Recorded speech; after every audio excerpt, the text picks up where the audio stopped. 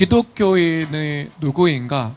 기독교인은요, 기본적으로 성경 말씀이 정확무한 하나님의 말씀이며 절대 진리임을 인정하고 고백하며 살아가는 사람이죠. 성경 말씀은 진리입니다. 진리는 단지 관념에 불과한 것이 아닙니다. 예수님을 믿지 않으면 지옥에 갑니다. 그것이 관념이면 진리가 아니죠. 이것이 진리가 되기 위해서는 지옥이라는 것이 실제해야 되고, 예수님을 믿지 않는 사람이 있다면 지옥에 보낼 만한 권세자가 있어야 하는 것이죠. 그래서 진리라는 것은요, 필연적으로 그 의미가 끌어안고 있는 것은 능력과 사실이라는 면을 가지고 있는 거죠.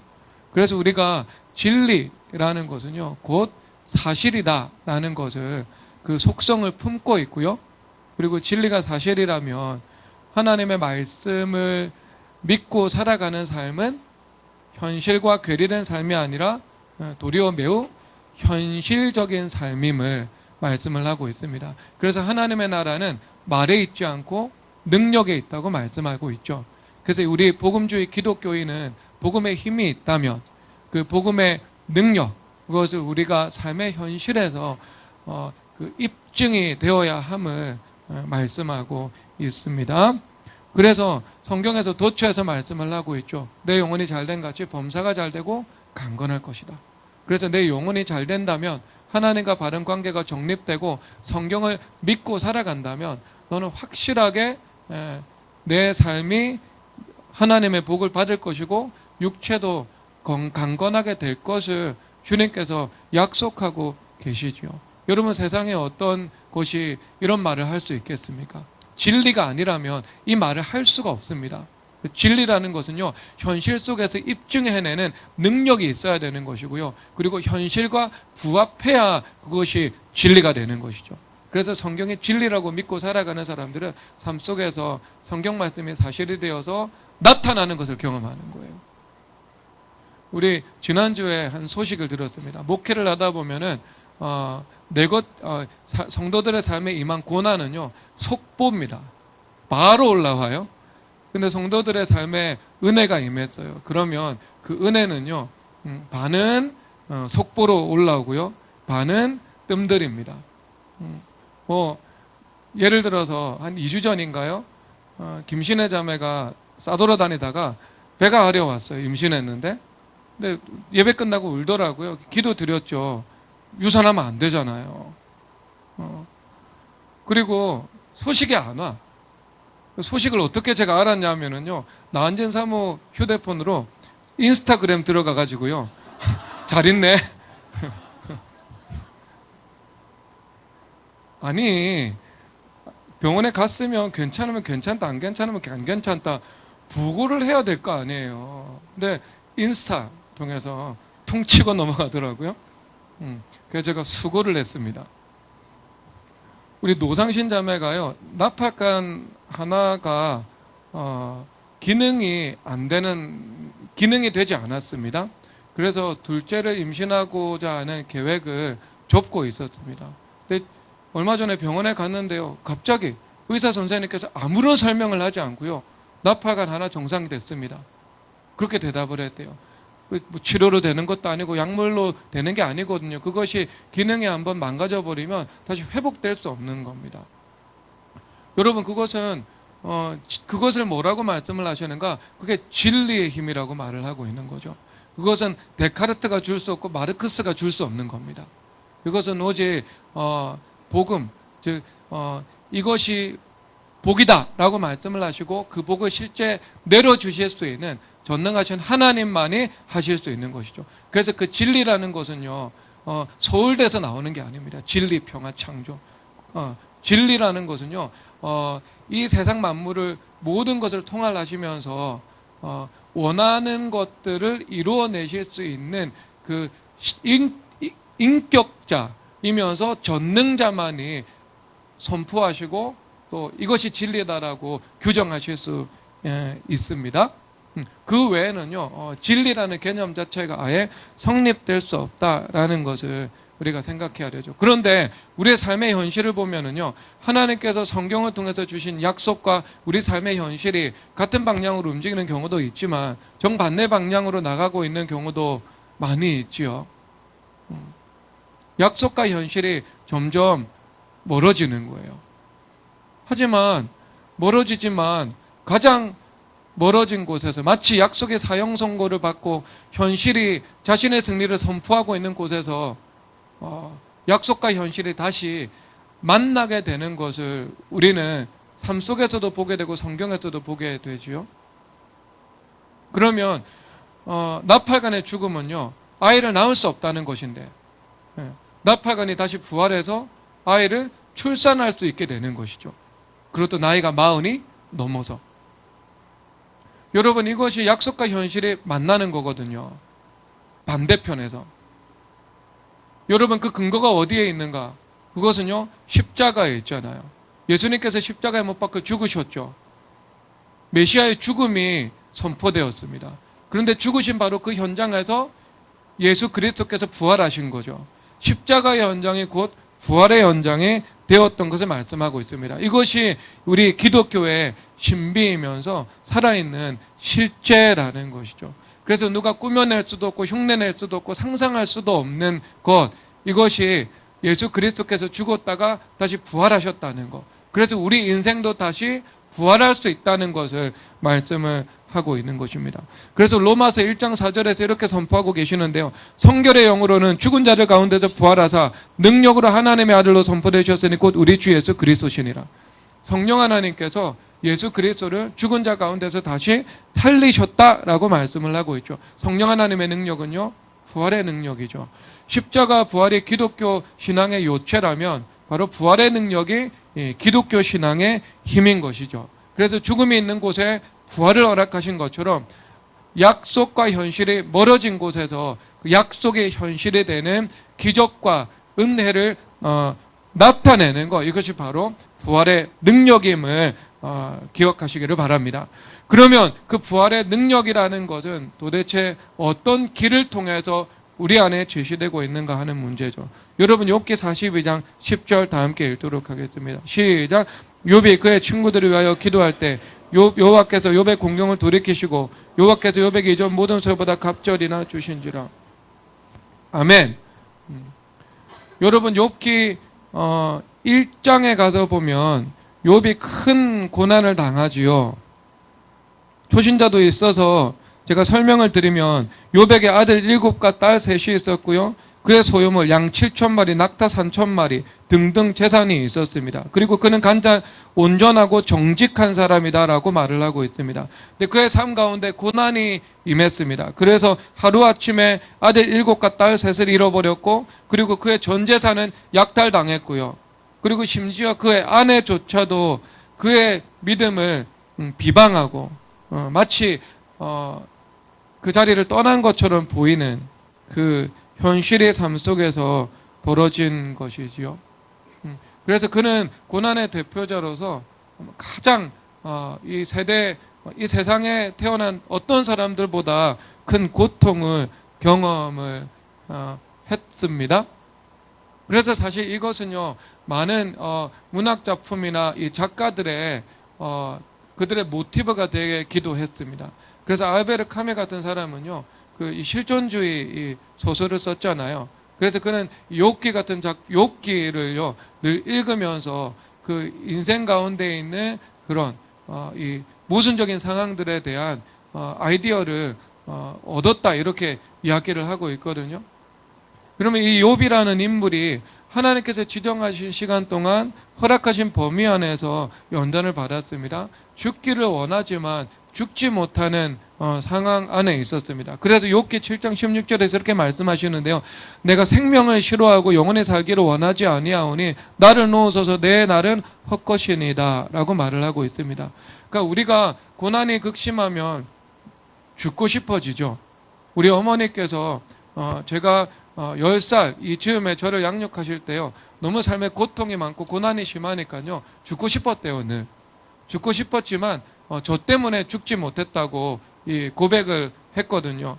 그러니까 삶에 고난이 심하면 사람이 죽고 싶어집니다. 그런데 여러분, 우리가 자살을 선택하면 우리는 지옥에 갈 수밖에 없잖아요. 자살을 하지 않는 이상 죽고 싶어도요, 죽지를 못합니다. 왜냐하면 생명의 주관자 되신 하나님께서 지정하신 그 때와 상황이 아니면은요, 우리는 원해도 죽을 수 없는 거죠. 그러면 그 상황에서 우리가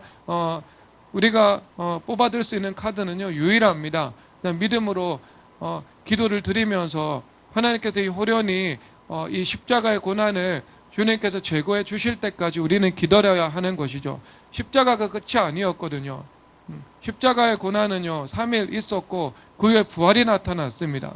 광야는요, 언제나 우리의 인생의 종착지가 아닙니다. 그것은 정거장이고요. 광야 이후에 부활과 가나안의 안식이라는 그 목표 지점이 우리 가운데 있는 것이지요. 확실한 사실은 광야와 시험은 언제나 우리 삶 속에서 지나간다는 사실입니다. 그런데 단지 이 말씀은 시간뿐 아니라 다른 요건이 필요함을 말씀을 하고 있죠. 언제 하나님께서 내게 약속을 이루어 주시는가, 언제 하나님께서 내 공경을 돌이켜 주시는가 라고 말씀을 하고 있죠. 약속과 현실이 언제 만나는가. 근데 그 단서를 말하고 있는데요, 욥이 그의 친구들을 위해서 기도할 때 여호와께서 욥의 공경을 돌이키셨다 라고 말씀을 하고 있습니다.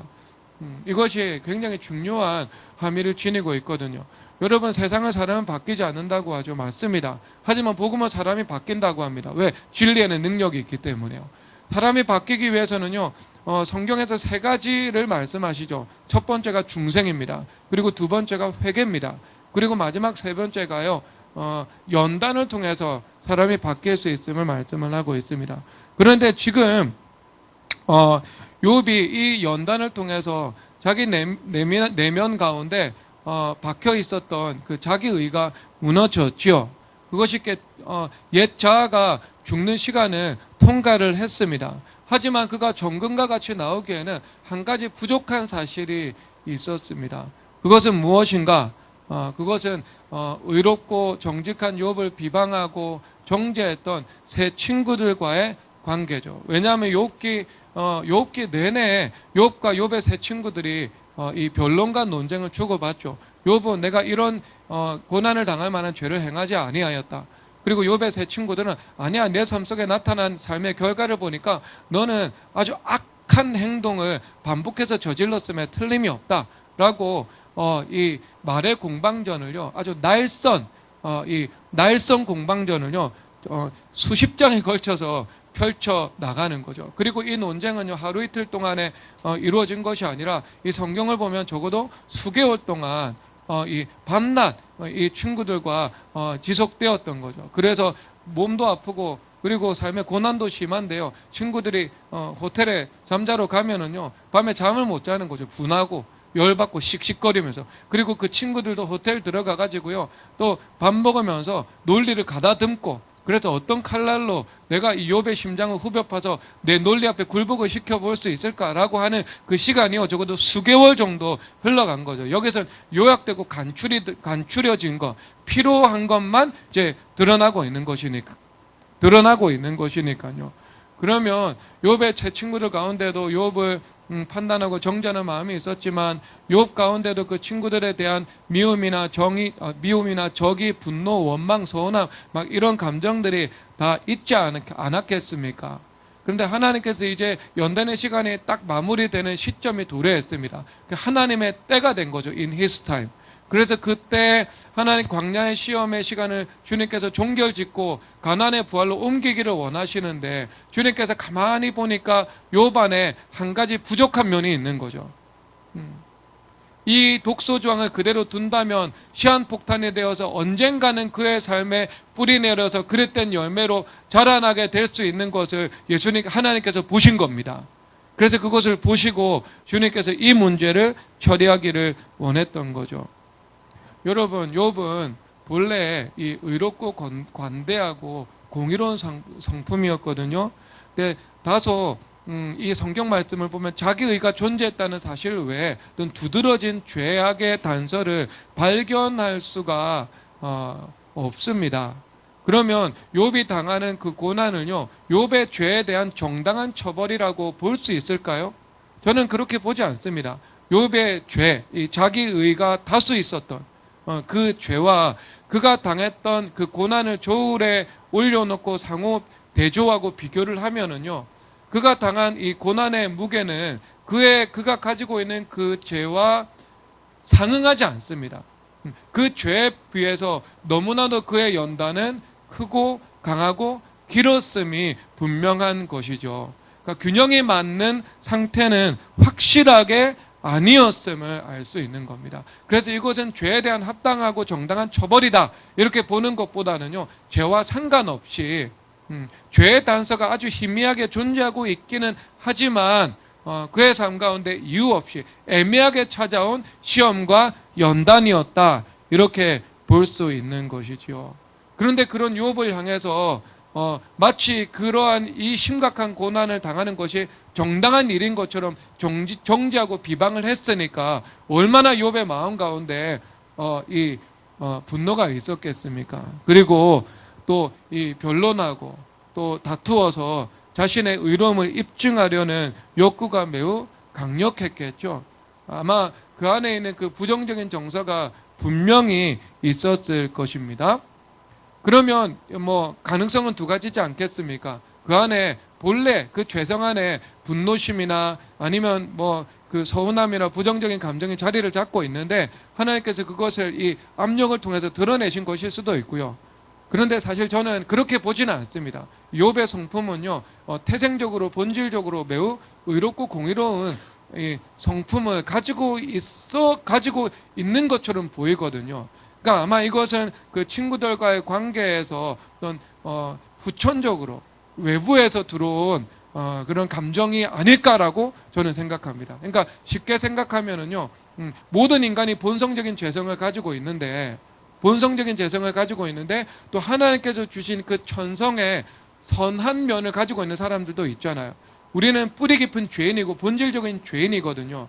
그런데 하나님께서 우리 가운데 성품을 물려주실 때 뭐 성실한 성품, 그리고 다른 사람들을 배려할 수 있는 성품, 그리고 또 이 어려운 사람들을 보며 내가 눈물도 흘려줄 수 있고 또 긍휼히 여길 수 있는 그런 또 성품, 이런 것들도 또 내가 타락했지만 또 주어져 있는 사람들도 있지 않겠습니까?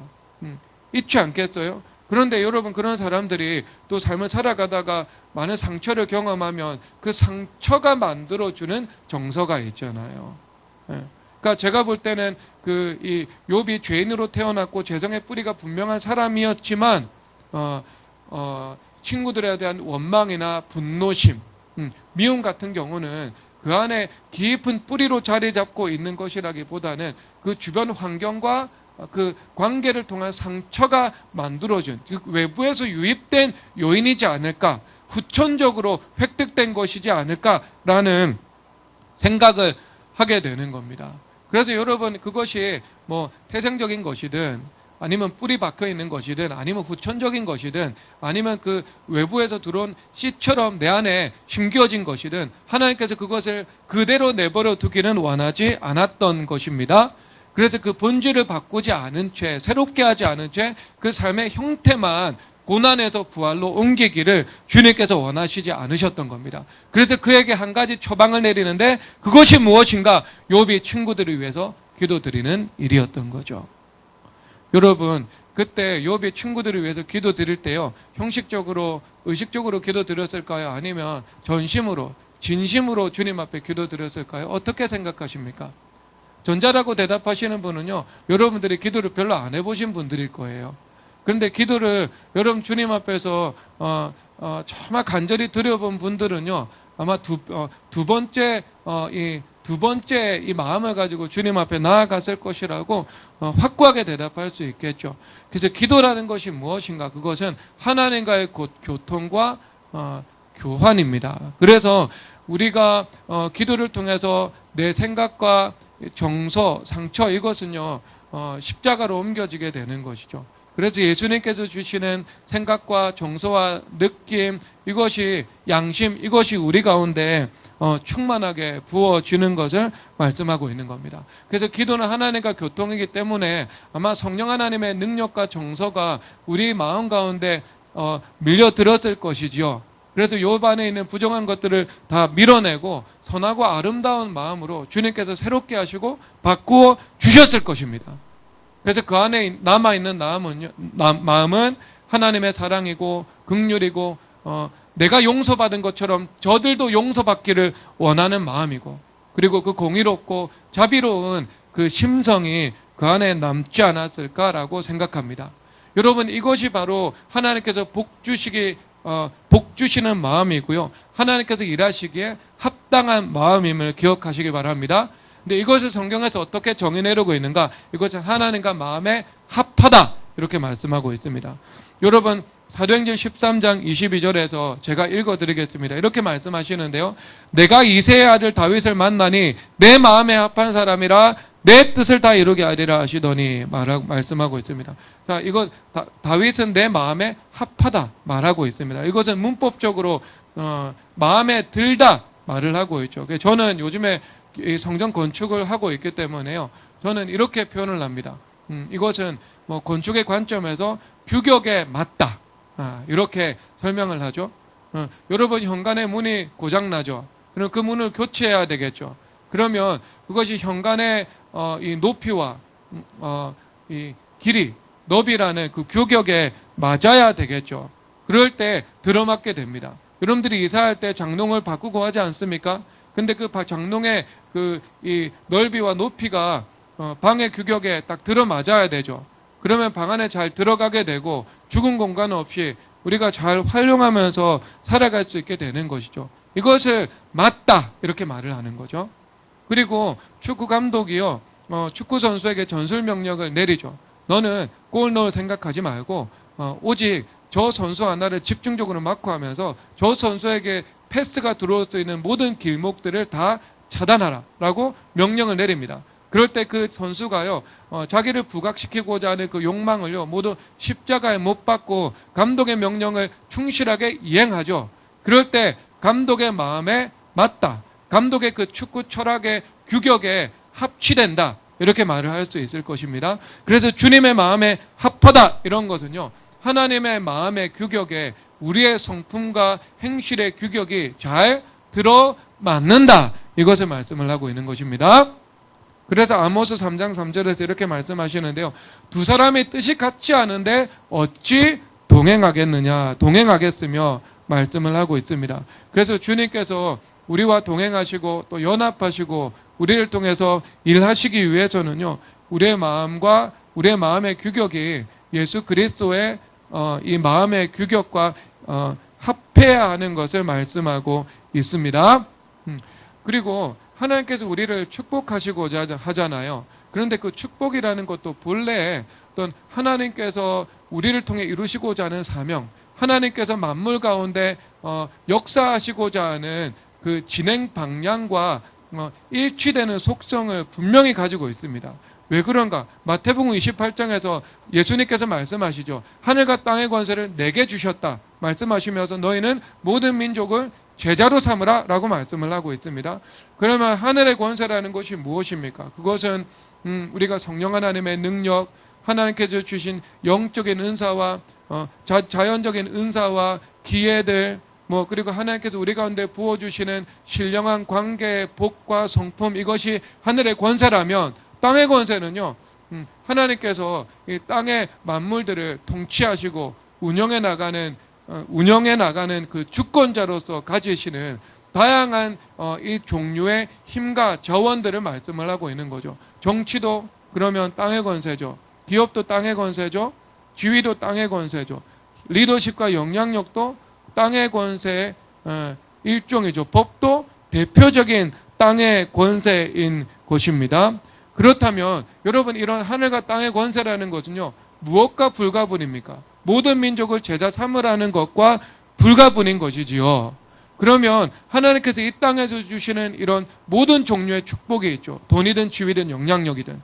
그러면 이 모든 종류의 축복은요, 그 축복 그 자체로서만 존재하는 것이 결코 아니죠. 성경의 관점에서 볼 때 그 축복은요, 하나님께서 모든 민족을 제자 삼으라고 말씀하시는 그 사명과 결부가 되어 있다라고 말씀을 하고 있는 겁니다. 그러니까 축복과 사명은요, 결부된 겁니다. 그러면 그 사명을 감당하기 위해서 필요한 전제 조건이 무엇인가? 그것은 주님의 마음에 합해야 한다는 것을 말씀하고 있는 겁니다. 그래서 주님께서 사랑하기 원하시는데요, 나는 사랑하지 않고 저주하기를 원하고, 주님께서 지금은 기다리기 원하시는데요, 기다리지 않고요 앞서 나가고, 주님께서 지금은 일하고 말하기를 원하시는데요, 일하지 않고 말하지 않고요 내가 수동적으로 반응하고 있다면 주님께서 나와 동행하기 힘드시겠지요. 동행하시지만 주님께서 나를 통해서 일하실 수가 없겠지요. 언제나 문제가 불거지고 주님께서는 그 문제를 수습해 주셔야 하는 그런 삶의 악순환이 우리의 삶 가운데에서 이어질 수밖에 없을 것입니다. 그래서 우리 마음이요 주님 마음에 합해야 되는 거예요. 그런데 그 주님 마음에 합한 것이 무엇인가? 그것은 우리의 성품과 행실이 예수님의 마음의 규격과 맞아야 되는 것이죠.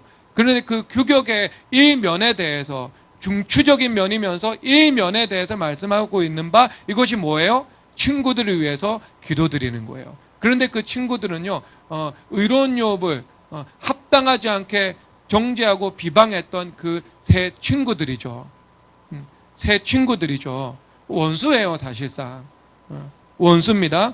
그래서 여러분 이것을 그 말씀을 찾아볼 텐데요, 로마서 13장 10절 찾아가 보도록 하겠습니다.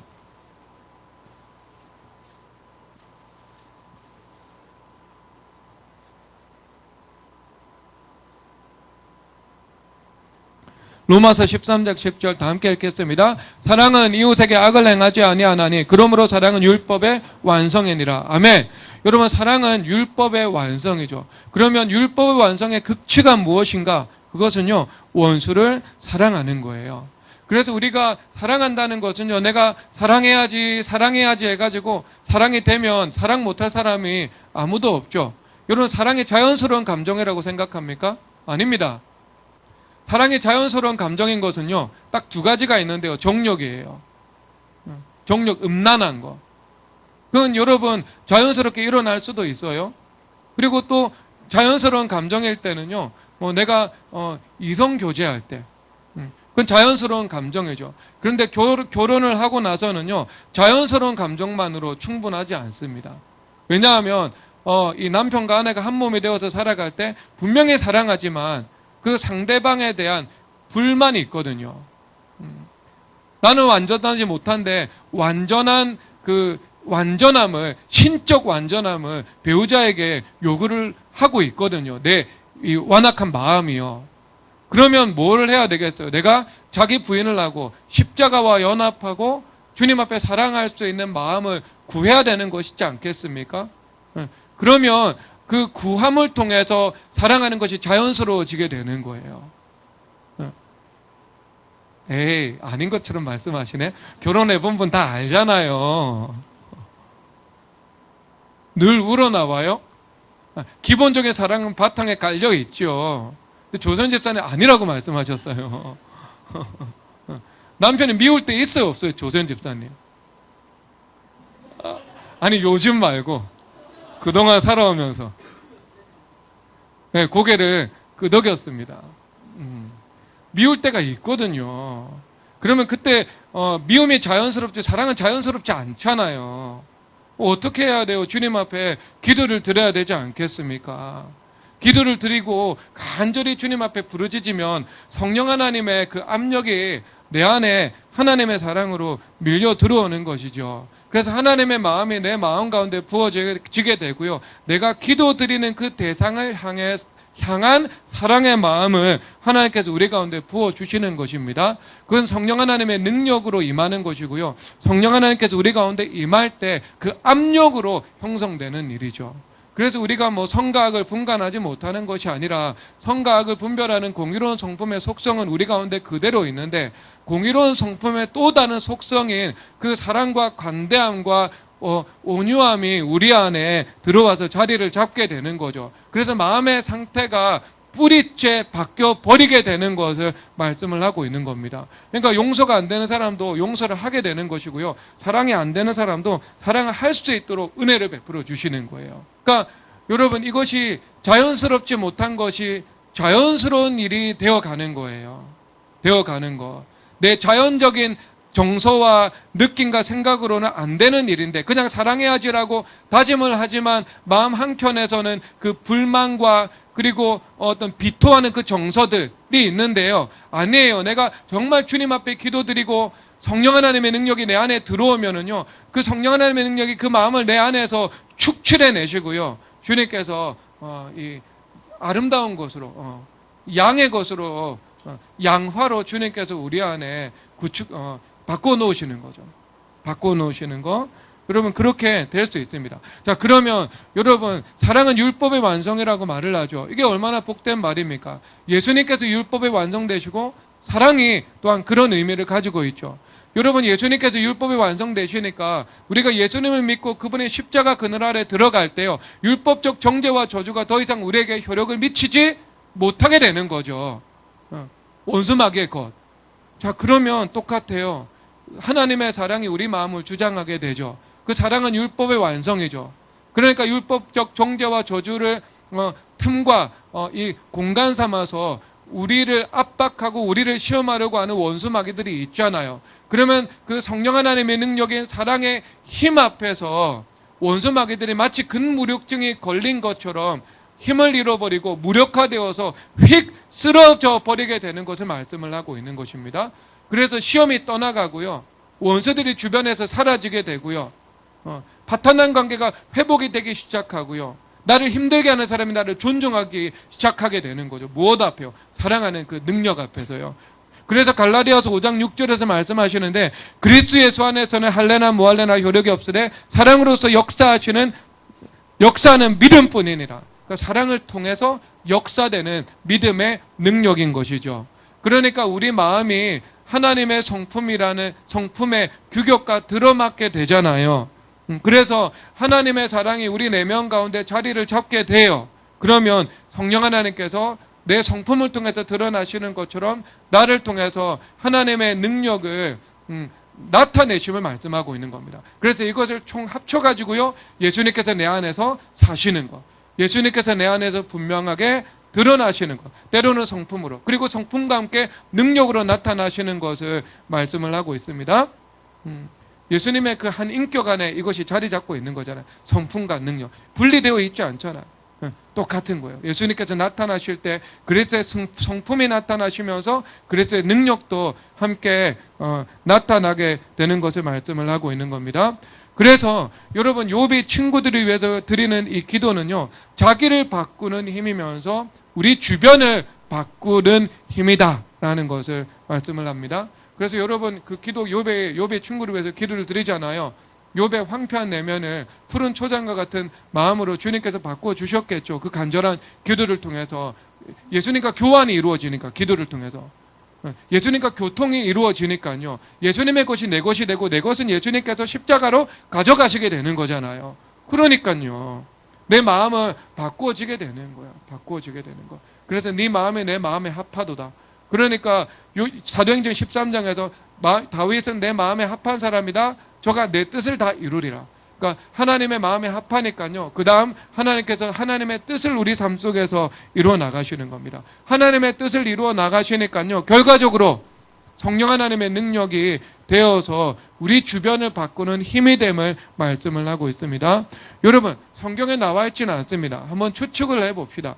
욥의 친구들의 태도가 바뀌었을까요? 안 바뀌었을까요? 그러면 여러분 성경 한번 가보도록 하겠습니다. 욥기 돌아가가지고요, 바뀌었나 안 바뀌었나 한번 보겠습니다. 욥기 마지막 장 11절 다 함께 읽도록 하겠습니다. 11절 읽겠습니다. 시작. 이에 그의 모든 형제와 자매와 이전에 알던 이들이 다 와서 그의 집에서 그와 함께 음식을 먹고 여호와께서 그에게 내리신 모든 재앙에 관하여 그를 위하여 슬퍼하며 위로하고 각각 계시다 하나씩과 금고리 하나씩을 주었더라. 아멘. 지금 형제와 자매와 이전에 알던 이들이 다 와서 라고 말을 하고 있습니다. 그 관계 가운데 예외 없이, 구석진 곳 없이 모든 사람들이 다 와서 그와 함께 음식을 먹고, 이것은 그 어떤 친교, 화목한 관계를 회복하는 것을 말씀을 하고 있죠. 그리고 그를 위해서 슬퍼하면서 캐시타 하나씩과 금고리 하나씩을 주었다 라고 말씀을 하고 있는 겁니다. 여러분, 주변 상황이 지금 바뀌었죠? 영적인 분위기가 전환되었던 것을 볼 수 있습니다. 여러분, 원래 그랬는가? 그렇지 않습니다. 욥기 19장 16절 가도록 하겠습니다. 증거가 있습니다.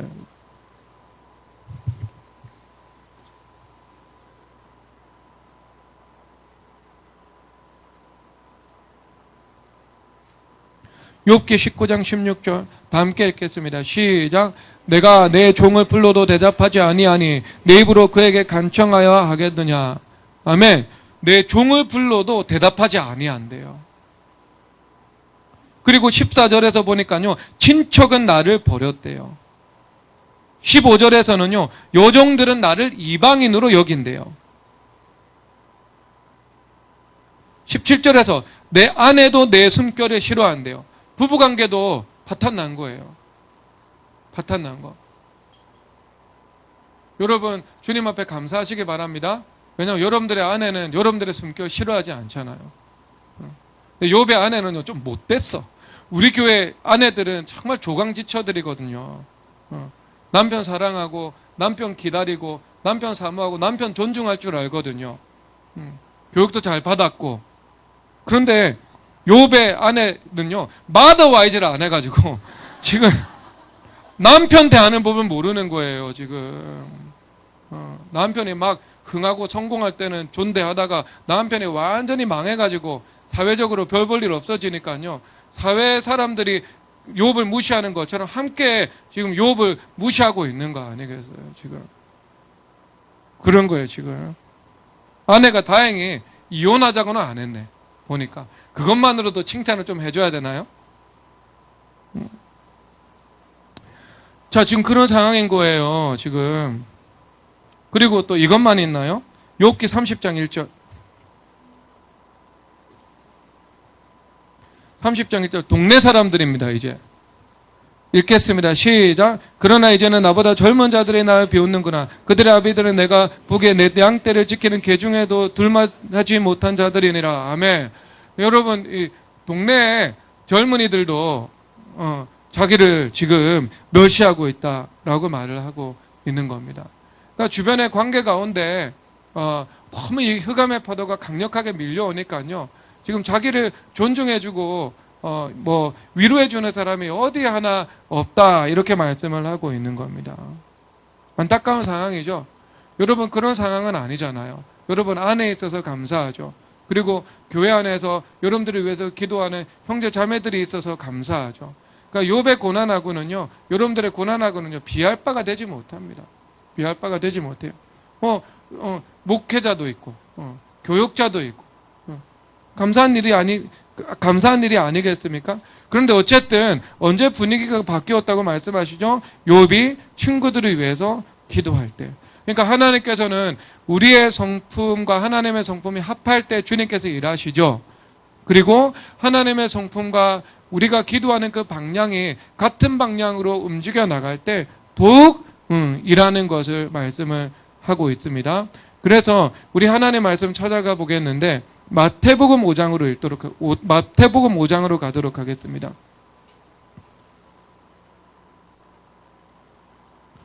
마태복음 5장 43절에서 45절까지 43절에서 45절까지 함께 읽도록 하겠습니다. 읽겠습니다. 시작. 또 내 이웃을 사랑하고 내 원수를 미워하라 하였다는 것을 너희가 들었으나 나는 너에게로는 너희 원수를 사랑하며 너희를 박해하는 자를 위하여 기도하라.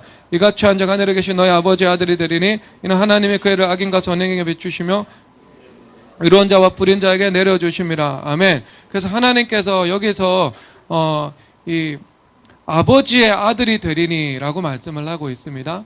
그러면 아들은 아버지의 형상을 그대로 반영하고 있잖아요. 그러면 우리가 하나님의 자녀죠. 그러면 예수 그리스도의 형상이 우리의 성품 가운데 나타나야 하겠죠. 그럴 때 우리가 하나님의 참된 아들로 드러남을 말씀을 하고 있습니다. 그러면 그 형상, 그러니까 우리 성품 가운데 예수님의 형상이 나타나면서 예수님께서 우리 안에서 우리를 위해서 일하시겠죠. 그래서 갈라디아서 2장 20절에서 말씀하시는데요. 내가 그리스도와 함께 십자가에 못 박혔나니 그런즉 이제는 내가 사는 것이 아니요 오직 내 안에 그리스도께서 사시는 것이라. 이제 내가 육체 가운데 사는 것은 나를 위하여 자기 자신을 버리신 하나님의 아들을 믿는 믿음 안에서 사는 것이라. 아멘. 그래서 이것은 자기 십자가를 말씀하고 계시죠. 십자가와 연합해서 자기가 죽어야 하는 것입니다.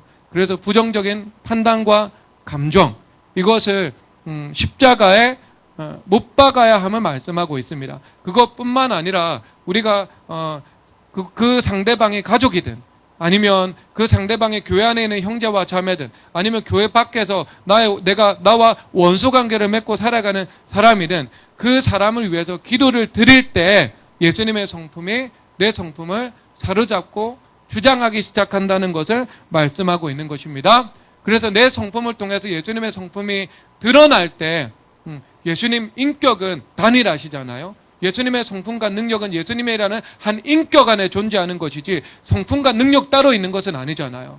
그러니까 예수님의 성품이 내 성품의 열매로 나타나시면서 또한 무엇을 하시겠다는 거예요? 예수님께서 내 안에서 사시는 거예요. 그래서 내가 그리스도와 십자가에 못 박혀 죽는 것은 나의 옛자에서 나온 부정적이고 그릇된 성품이 죽어지는 거죠. 분노나 시기 질투나 원망이나 선을 긋는 그 마음들이 소멸되는 것을 말씀을 하고 있습니다. 예수님의 성품이 이루어지는 거죠. 그것과 함께 내 안에 부활하신 예수님께서 일하시겠다는 것을 말씀하고 있습니다. 그래서 예수님께서 일하시니까 어때요? 내 주변과 가족과 환경과 상황과 분위기를 바꾸는 성령 하나님의 그 작용이 나타남을 말씀을 하고 있습니다.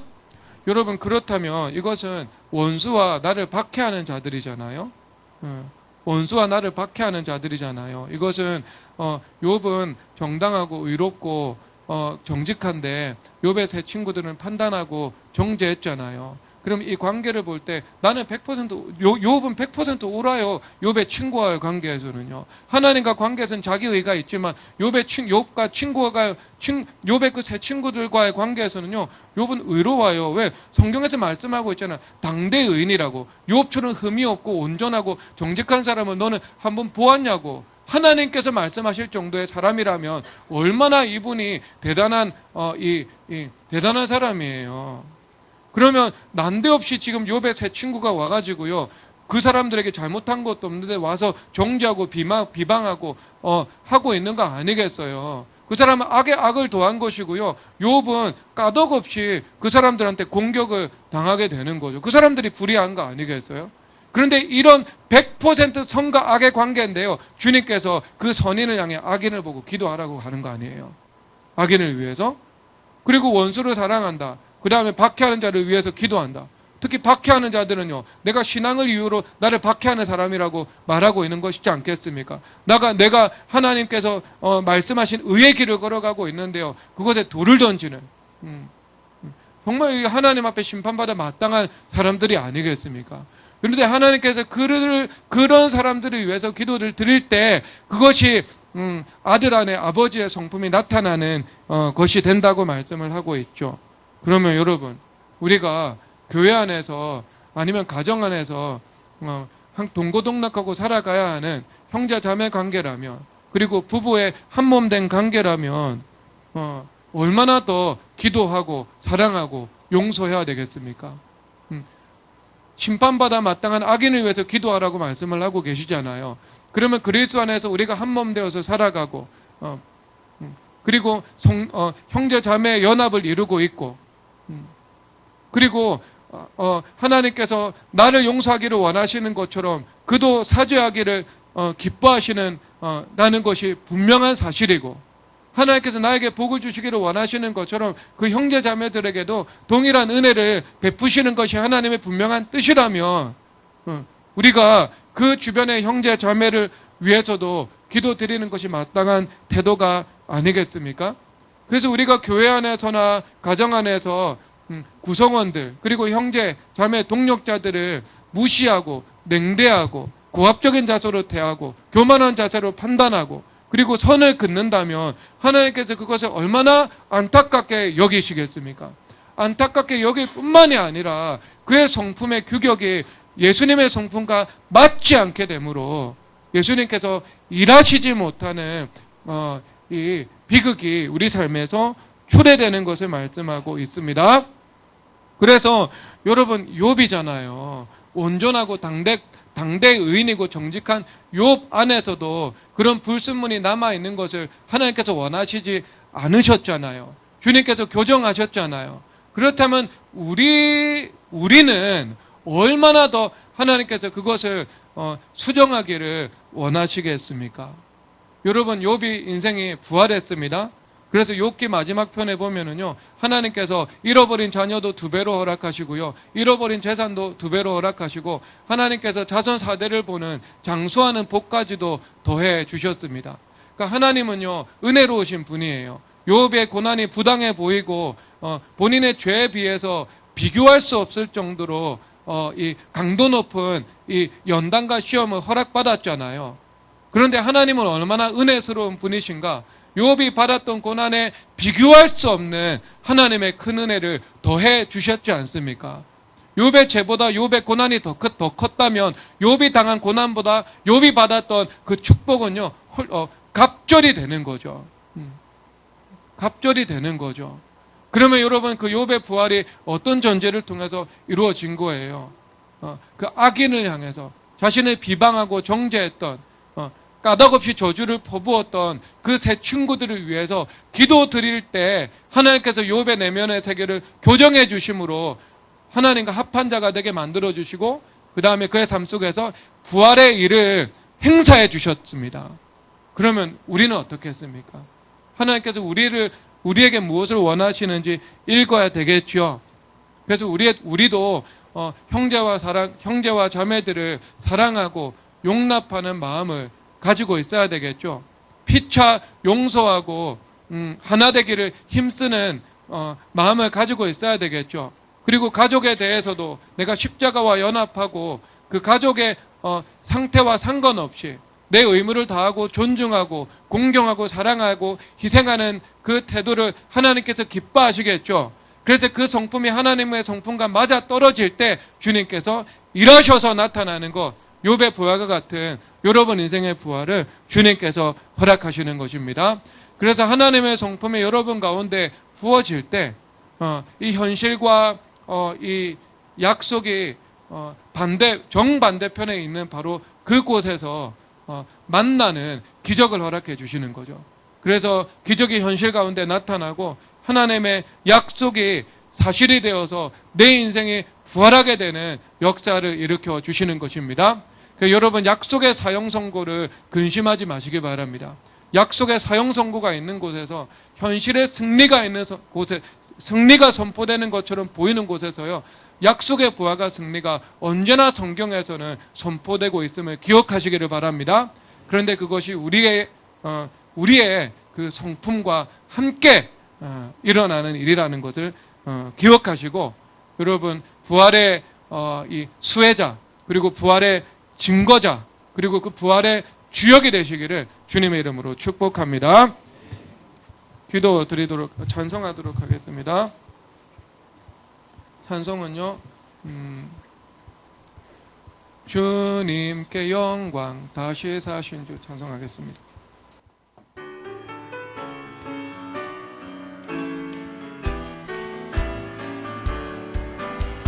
주님께 영광 다시 사신 주, 사망 권세 모두 이기시었네.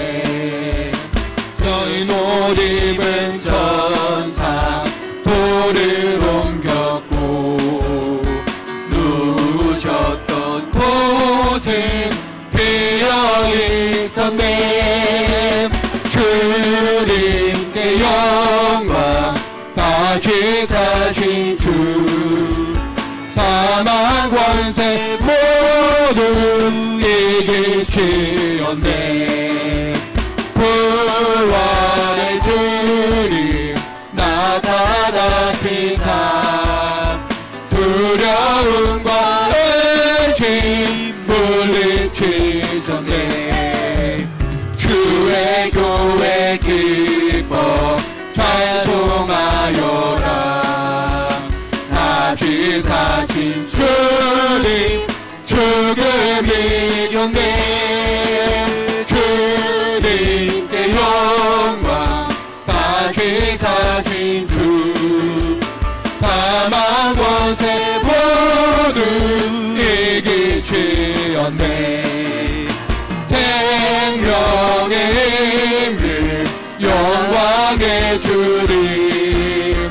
주님 없는 삶은 헛되뿐이라. 주의 사랑으로 세상 이기고 요단 건너 본향 가게 하소서. 주님께 영광.